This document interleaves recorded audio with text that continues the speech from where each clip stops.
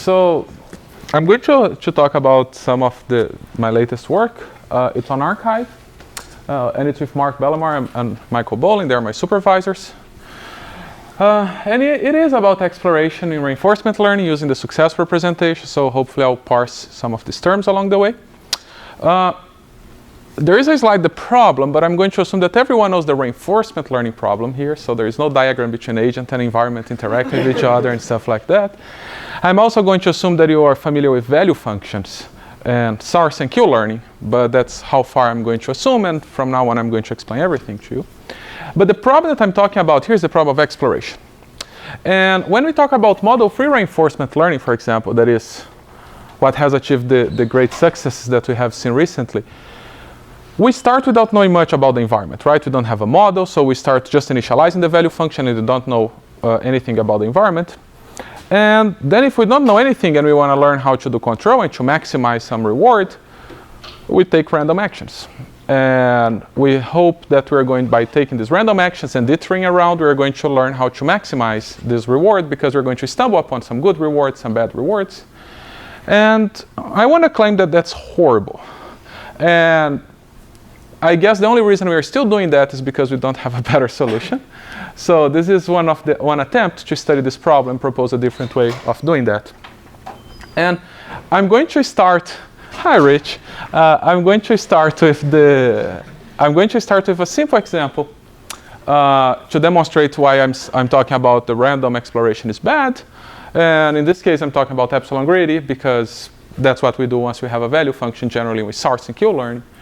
So this domain is called RiverSwim. So there's a lot of numbers here, but just to make sure, the first number in every tuple is the action. The second number is the probability. And the third number is the reward.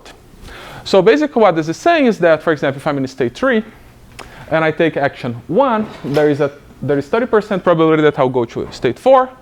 There is 60% probability that I'm going to be in state 3. And there is 10% probability that I'm going to go back to 2. If I take the action 0, there is 100% probability that I'll go back to 2.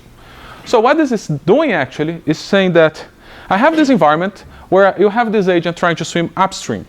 If the agent tries to go right, it's very hard. It's very likely that the agent is going to stay where it is or go back. But sometimes the agent also succeeds in moving right. If you try to go left, you are swimming downstream. That's easy, and then you succeed. If you get to the left side of this environment, you get a reward of 5. If you go to the right side of this environment, you get a reward of 10,000.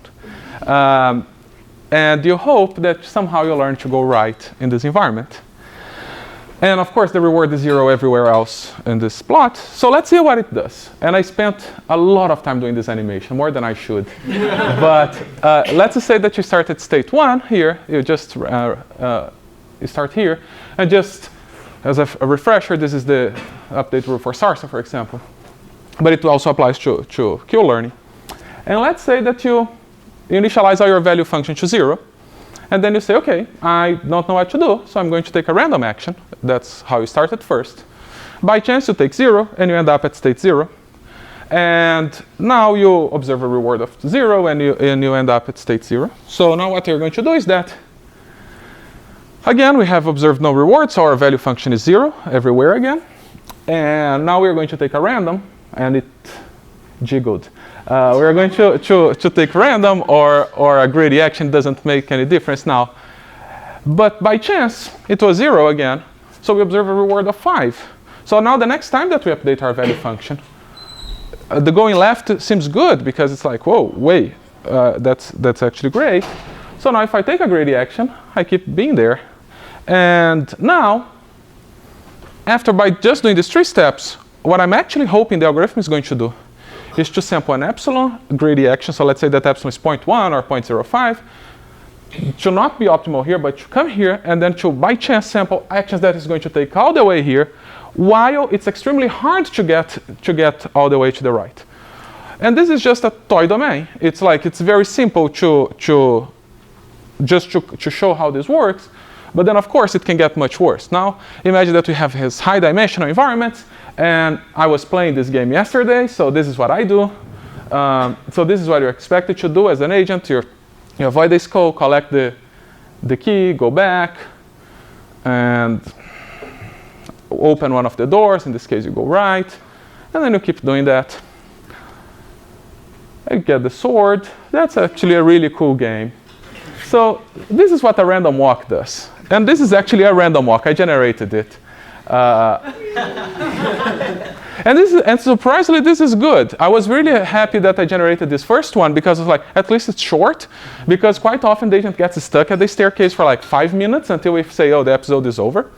But somehow, when we are doing epsilon greedy, we are hoping that this is going to take us to the key and learn all that behavior. And that's, I want to say that it's an unrealistic assumption.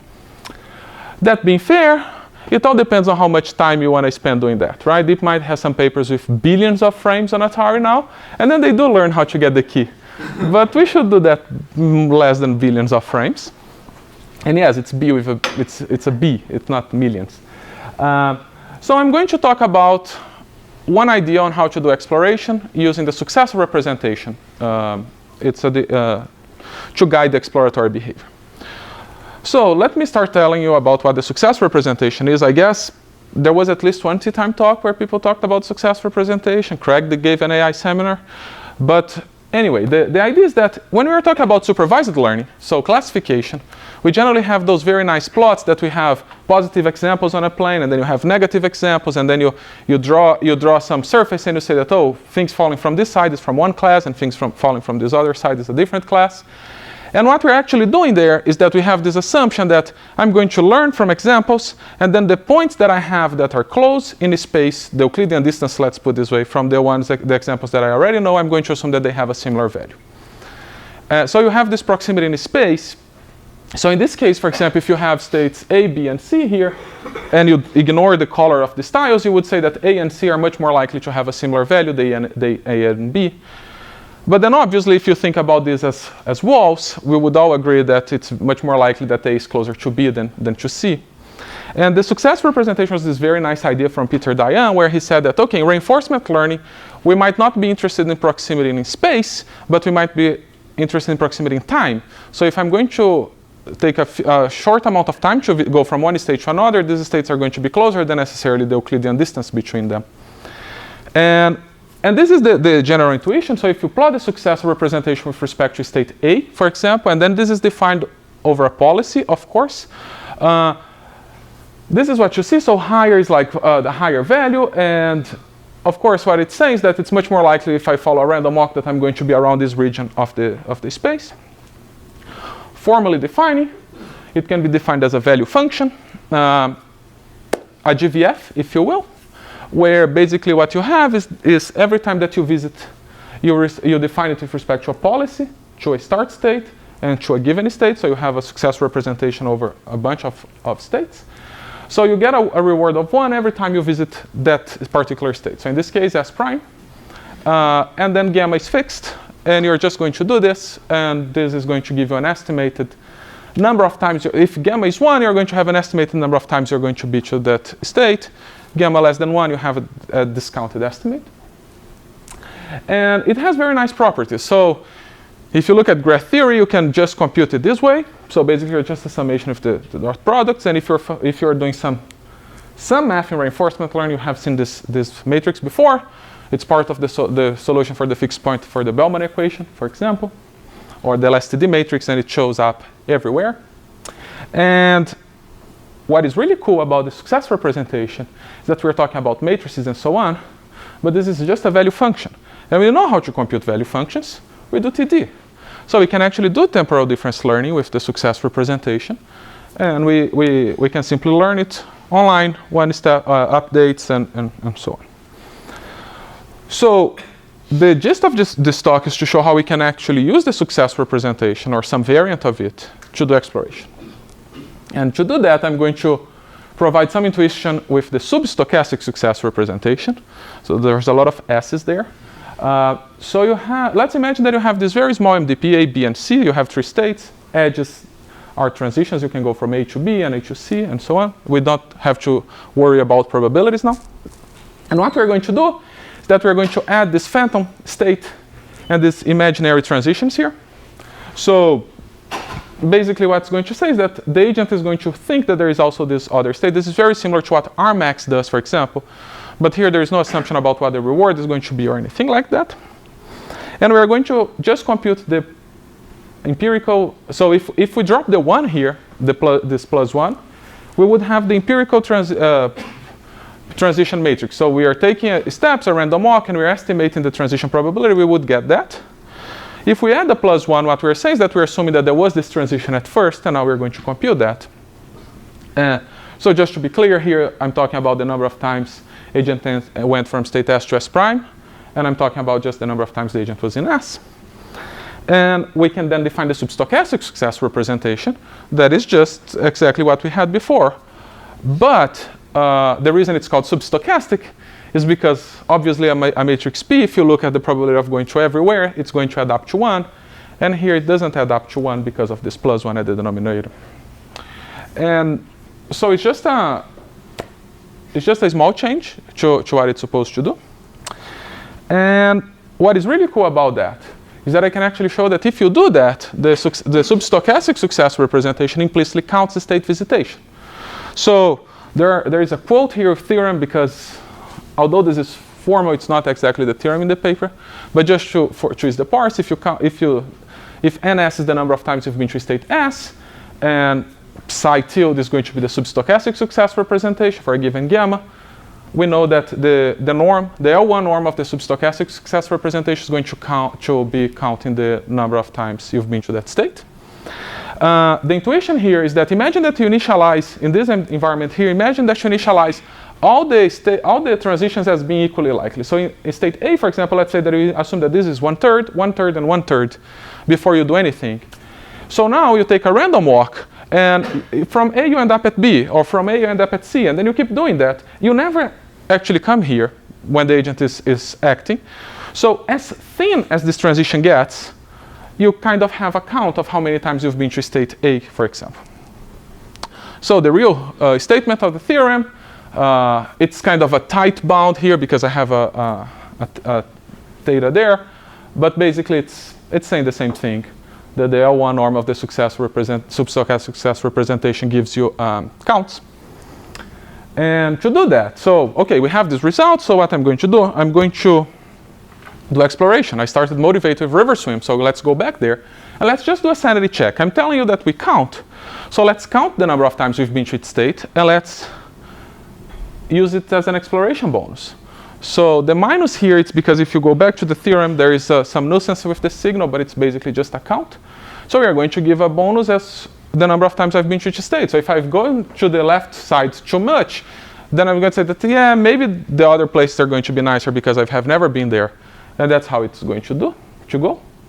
And basically what we have is that just doing this and doing the most naive model-based reinforcement learning algorithm, which is just like I'm going to explicitly estimate P, and I'm going to explicitly estimate P, and I'm going to explicitly estimate the reward vector as well, and I'm just going to do policy iteration at every time to choose the optimal action given the data that I have so far. We get a performance here. This is my algorithm, the ESSR, that is comparable to eCube, Rmax, and model-based interval estimation. If you're familiar with these algorithms, they have actually theoretical guarantees with back bounds, which is like they guarantee that given a number of steps in the environment, you are going to polynomial number of steps, you are going to act epsilon optimally. So this one seems to be doing something very similar to what these algorithms do. But then again, it's like I went through this great length of introducing the substochastic success representation to be able to do counts, but well, we could just have counted the number of times we've been to each state in RiverSwim. So the reason I care is because it's not easy to count the number of times I've seen each screen on Atari. I mean, it is, but it's not that meaningful, right? It's the clock changes up there. And actually in the real world, we can't expect, we are never the same state twice. That's a philosophical statement. But it's, yeah. So in that sense, we want to be able to deal with generalization and approximation. And the nice thing about the success representation is that it actually gives us that. So there is a generalization of the concept of the successor representation to the function approximation case that are successor features from Andrea, DeepMind, and others. And so what I'm going to do is that I'm going to use this idea to do exploration with using the same ideas that we had before of the successor representation, but now in the function approximation space. So now I'm going to draw a very complicated picture of a neural network because they have to be around those days. But the point is that you imagine that this is just DQN. Okay, so this is exactly DQN. You have a bunch of convolutional networks, you have fully connected networks, and you're estimating the value function here. So what we are going to do, this is the loss function that I'm optimizing. So if you drop this, what you're optimizing here is just the TD error. But when you're doing exploration, it has been shown quite often that you need this, what they call the mixed Monte Carlo return. So you have to balance between the explicit TD error that you have here, and then you look at the replay, and then you look back to be able to assign credit more easily. So we do so it's the mixed Monte Carlo return, but so far we have DQN. But now I'm talking about the successor representation, but now it's with respect to features, not states. So I'm going to add a bunch of fully connected layers, and I'm going to estimate the successor features now. The way we do that, again, TD error. So we're going to minimize the square TD error now, but it's with respect to features and not to where phi is the feature set, and the minus here is the target network, the traditional target network of these neural networks, and I'm going to minimize this, the squared error, but there's an important caveat here, right? Because let's just look at this loss function here. I can learn a feature vector to be 0, and then this is 0. The sum is going to be 0, and then this is 0, and then I have a 0 loss, and I'm happy, and I haven't learned anything. Actually, it hurt.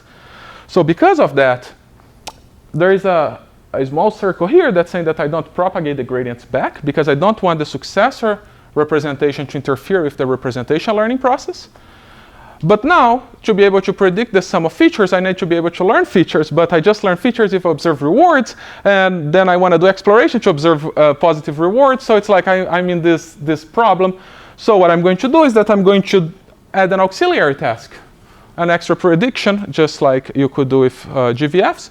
So in this case, it's going to be, we are going to estimate what's the next state is going to be, actually the next observation, the next screen of an Atari game, given the current state and the action.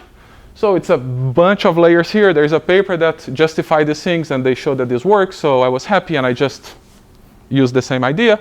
But now we put these things together, so although it's a beast, it's intuitive. I'm doing DQN with an auxiliary task and trying to estimate the successor features. I do that, and then I use an exploration bonus that is 1 over the L1 norm of the successor representation. If you're careful, you're going to say that, okay, but before you're using the L2 norm, and before you're going to say that, oh, you're using minus the L1 norm, now you're using 1 of the L2 norm. DQN doesn't like negative numbers, so it's easier to do 1 over this. And L2 norm, because there is mover for a neural network, so all the black magic of training neural networks, but the intuition is still the same. We do that. We run on Atari. And these are the games that are considered to be the hard ones for exploration. And this is the performance of my algorithm. This is DQN, just as a standard baseline. And these two are the state of the art on Atari that are using the pseudo-counts with density models and so on.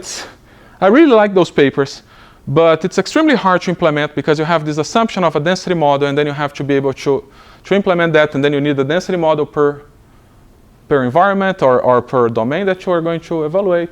And if you look here, it's just a bunch of numbers, but we are doing it's pretty competitive here. We are greater, and I don't want to say that we are better or worse, because these are neural networks. I'm really proud that I have 10 seeds here, which is like way more than most people do. But again, it's very hard to draw any conclusions. But just to say that we seem to be able to replicate a behavior that is very similar to what the state of the art has shown, but instead of requiring this density model, we are actually learning the successor representation using that to do exploration. With that being said, I'll take questions. This is the video of my agent playing. And yes, Dustin. Yeah, so the one game I was going to ask you about in the last one was Private Eye. Yes. Even worse than DQ. Yes. What happened there? Yeah, I'm glad that I have the video, so I don't have to go back to that shameful line in the slide. That's a great question, and the short answer is that I don't know. in the sense that it's extremely hard to train those things. Yeah. I think that a lot of people at RAI hate me before the NIPS deadline because I was using a lot of GPUs at Eureka to get these results. So basically what I did was to look and say, okay, it seems to be working. I optimized for one game and then I ran across all of them. Talking to Jorg, which is the author of the Pixel CNN paper, and talking to Mark, both of them told me that if it works on Montezuma's Revenge, it has to work on private eye. So maybe it's just a matter of how you tune the parameters or how the trade-off between the intrinsic, the exploration bonus and the extrinsic reward, or how you trade off those losses, because I have 3 losses in my network and then I have to somehow combine them to compute the gradient. And it's very hard to train those things with the amount of computation that we have here. And to be honest, I don't care. It's not that I'm interested in beating the numbers, it's just that I think that this idea of using the successor representation to do exploration is really cool. And I was able to show that, hey, it seems to give us results that are competitive to what people think it matters right now. Any other questions? Yes? So in DQN your representation, so your policy is continually changing. Mm-hmm. That suggests that you cannot really learn successor representation because it's tied to the policy. So does it just work, or is there a way to assess that the successor representation we have right now is correct to some extent? No. So what we're doing here is what most of these algorithms do. We are actually saying that, okay, there is a slowly changing policy, so it's going to be computing with the current policy, but there is all this experience that it's in the past. And yeah, it's definitely not, given this exactly fixed policy, I'm computing that. It just seems to work that this is slow-moving process of learning and updating these things seem to work. For successor representation, are you also using experience people? Yeah, I'm doing the whole DQN thing. So at the moment that I sample a transition from the experience replay buffer, I use those transitions to do everything.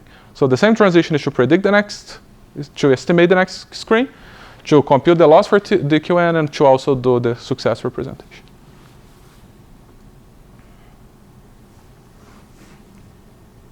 Any other questions?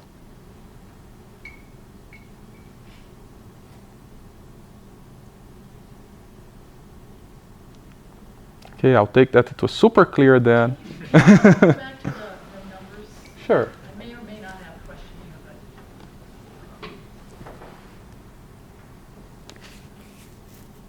go ahead. Yes, Dylan. What's the plus minus standard deviation on these? That's actually a really good question, and I dropped them just to not have more numbers here.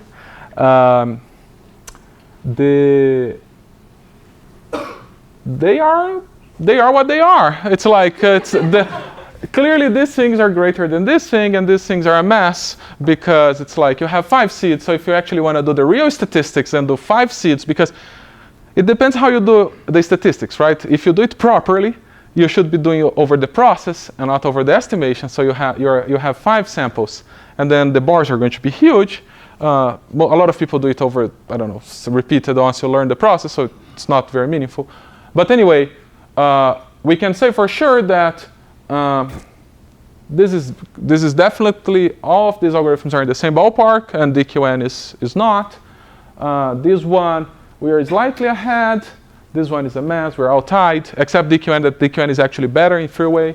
Private eye, actually, these and these are a tie, statistically speaking. Because, well, 5 seeds, this is not a tie. And then it goes, but then it's like, yeah. Back one more slide. Sure. The complicated network.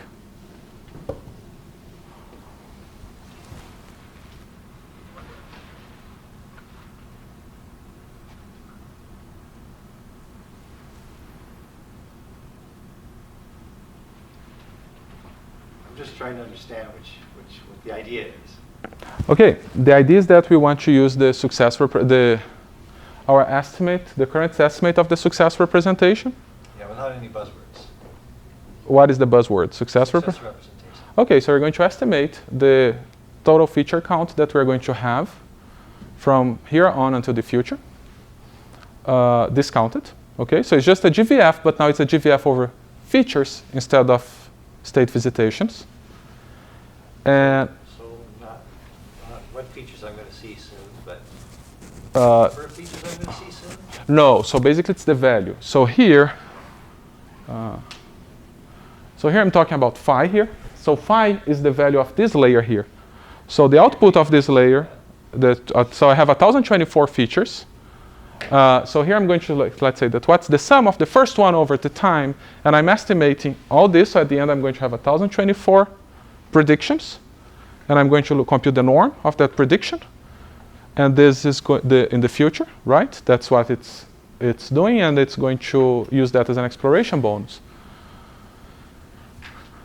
What's the idea?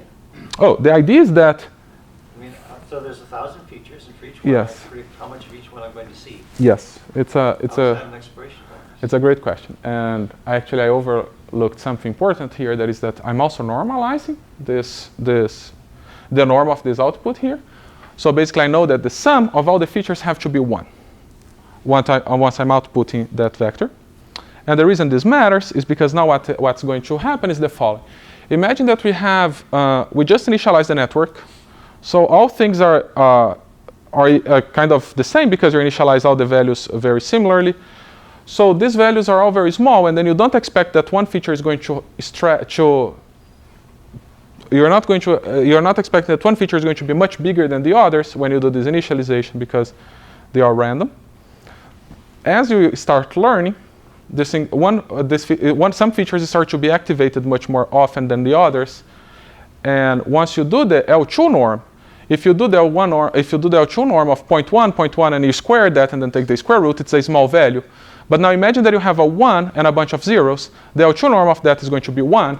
So you're incentivizing the agent to say that, hey, go to those places that you know very little about because all the features are going to be kind of the same activation as if it was random, and avoid the other places that that have a high value on an activation because arguably you know better. But yeah, so that's the intuition that I have about this. But being super fair, what actually happens is that I develop all the intuition in the tabular case, and then I was like, okay, now in the deep learning case, there is an obvious extension that I can do, and then it worked, and I was like, okay, and what seems to be happening is this, but I don't know if I can provide a much better intuition than that.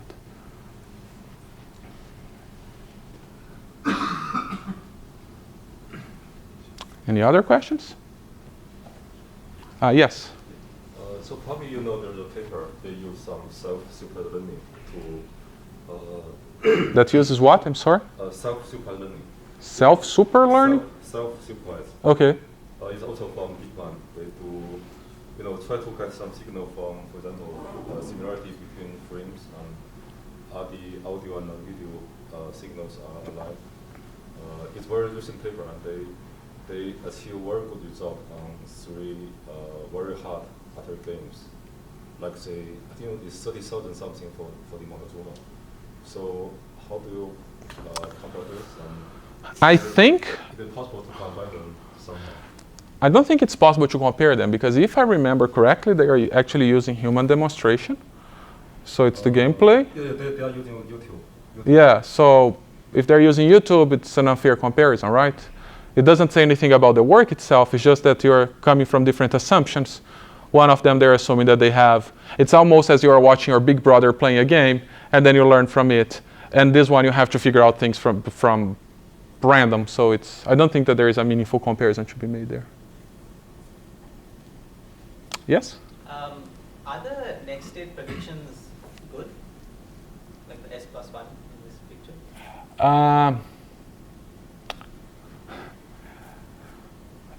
Yes and no. Yes, in the following sense. They could be awesome if I want them to. So Zach defended last week, I guess, and he was using a very similar approach, and they were awesome. In my case, they're not that great because I was lazy. I was not trying to optimize that to say, oh, I wanted to predict the most amazing screen in the future. If you look, they're kind of okay, but they're very noisy. But it seems that it's good enough to learn a feature that is going to drive the representation learning behavior. Rich? I'm still no idea what's going on. Why do you have that upper part? What does that do? So the upper part is trying to estimate what's the next. It's predicting what the next state will be. Yes, it's. You also have a model. Models are normally thought as much bigger thing than your Yes, representation. I have a model that I'm not using to do any planning or anything like that, because the original paper and then Zach's work and all this work, they show that this model is actually not really good if you want to do planning or anything like that. So this is a model because because it's like, in the past, what actually happened is that I can give you a historical perspective on this. The first work that did the successor representation was doing autoencoders. And because again, what they actually want to do is that regardless of what this is doing, we want to drive the representation learning behavior here. And then if you're playing, for example, Montezuma's Revenge, and you'll see a reward of value 0 at every time step, you don't actually have a gradient to update this that is going to help you learn a representation. So, I mean, you have a gradient, it's just not going to help you learn a representation. So what you actually do is that it's very similar to what the Unreal does with the auxiliary task, right? They want to drive the representation learning, the process of learning the representation. So at the moment that you actually observe something that you care about, you can learn because you already have a good representation. So the intuition this is trying to do is this. The reason it's a model is because at first people are using an autoencoder, and the autoencoder really cares about the background and stuff like that because it's just trying to reconstruct. And if we want to learn features, it's better that we learn features that take into consideration what's under our control. So this is why I'm predicting the next screen. Arguably, I mean, I haven't tested it, but I could try to do pixel prediction or feature control and all those other things that they did in their Rio. And maybe it would work, maybe it wouldn't. This was the first thing that I tried. But I never actually used this model, even though it is a next state model.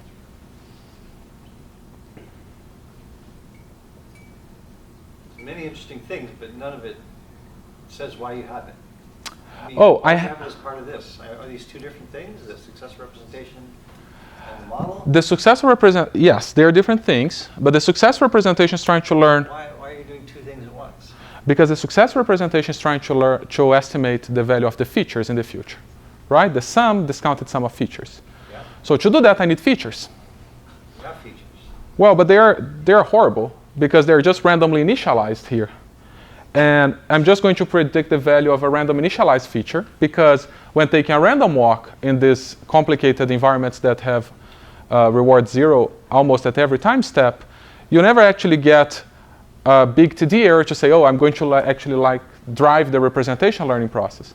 So what I'm trying to do is everything is happening at the same time, but it's almost like do this first, learn a good representation representation for the problem, just doing this first part. Now that I have a representation, I'm going to learn the successor features of that representation. So this is why it's here, but of course we're doing everything at the same time, just doing one update, and things work fine. Yes? So just to clarify, so the S+1 is kind of making a short-term prediction of what the future looks like. Yes. The successor representation is like a longer-term prediction of what the future looks like. But in terms of features and not. Yeah. So here you have convolution transpose. It's not a deconvolution. So people at deep learning get really mad when you call it deconvolution. But here you're actually reconstructing a whole image. And I don't care for the image itself. I'm concerned about the features. So you have that for the whole horizon.